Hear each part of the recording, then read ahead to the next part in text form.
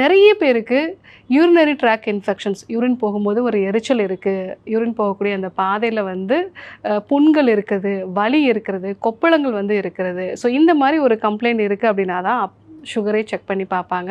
அவங்களுக்கு blood sugar வந்து அதிகமாக இருக்கிறத வந்து பார்க்கலாம். அதே மாதிரி ஆல்ரெடி வந்து அவங்க சுகர்னால் பாதிக்கப்பட்டிருக்காங்க அப்படின்னா அடிக்கடி யூரினரி ட்ராக் இன்ஃபெக்ஷன்ஸ் வந்து வரதை பார்க்கலாம். ஏதாவது ஒரு ட்ராவல் பண்ணுறாங்க, இல்லை வந்து எங்கேயாவது ஒரு சூழ்நிலையில் வந்து அவங்க வெளியில் டாய்லெட்ஸ் யூஸ் பண்ண வேண்டிய ஒரு சுச்சுவேஷன் இருக்குது. இந்த மாதிரியான காலகட்டத்தை தொடர்ந்து அவங்களுக்கு யூரினரி ட்ராக் இன்ஃபெக்ஷன்ஸ் வந்து வரலாம்.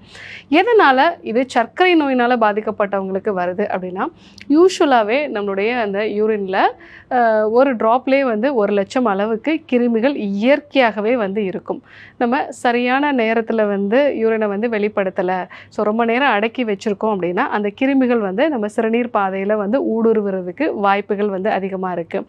ஒருவேளை நமக்கு வந்து சர்க்கரை கட்டுப்பாட்டுக்குள்ளே இல்லாமல் இருக்குது அப்படின்னா இயல்பாக நம்ம உடம்புல இருக்கக்கூடிய நல்ல பாக்டீரியாக்கள், வைரஸ்கள் வந்து குறைய ஆரம்பிக்குது அப்படின்னா, முக்கியமாக சிறுநீர் பாதையில் வந்து இந்த வைரஸ் பாக்டீரியாக்கள் வந்து குறைய ஆரம்பிக்கும் பொழுது வெளிப்பகுதியில், அதாவது என்வாயன்மெண்ட்டில் இருக்கக்கூடிய தீமை விளைவிக்கக்கூடிய சில வகையான பாக்டீரியா, வைரஸ் அப்படிங்கிறது அங்கே இன்வேட் ஆகி வளர ஆரம்பிக்கும். ஸோ இதனால தான் அடிக்கடி வந்து அவங்களுக்கு அந்த பிரச்சனைகள் வந்து வரும்.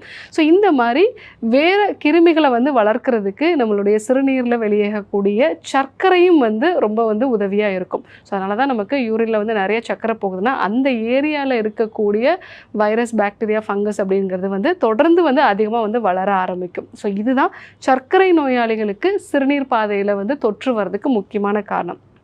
ஒரு சிலருக்கு வந்து பார்த்திங்கன்னா ஒரு முறை வந்து சிறுநீர் பாதையில் தொற்று உண்டாயிருக்கும். அதுக்காக வந்து அவங்க ஆன்டிபயோட்டிக்ஸ் வந்து எடுத்திருப்பாங்க. ஸோ இந்த ஆன்டிபயோட்டிக்ஸ் வந்து நம்மளுடைய சிறுநீர் பாதையில் ஆல்ரெடி இருக்கக்கூடிய நல்ல பாக்டீரியா, வைரஸையும் வந்து தாக்கி அழிக்கிறதுனால நமக்கு சூழ்நிலையில் இருக்கக்கூடிய அந்த கெட்ட பாக்டீரியாக்கள் வந்து அந்த இடத்துல வளர ஆரம்பிக்கும் போது மீண்டும் மீண்டும் நமக்கு அந்த பிரச்சனைகள் வந்து உண்டாகுது. ஸோ இதுதான் வந்து ஃப்ரீக்வெண்ட்டாக யூரினரி ட்ராக் இன்ஃபெக்ஷன்ஸ் வர்றதுக்கான முக்கியமான காரணம். ஸோ சர்க்கரை நோயினால் பாதிக்கப்பட்டதோ, இல்லை அடிக்கடி நம்ம வந்து ஆன்டிபயோட்டிக்ஸ் வந்து எடுத்துக்கிறதோ, ஸோ இதெல்லாம் தான் வந்து நமக்கு ஃப்ரீக்வெண்ட்டாக யூரினரி ட்ராக் இன்ஃபெக்ஷன் வரதுக்கு முக்கியமான காரணம். ஸோ இந்த மாதிரி சூழ்நிலையில் வந்து நம்ம தண்ணீர் அதிகமாக குடிக்க வேண்டியது அவசியம். அதே மாதிரி வந்து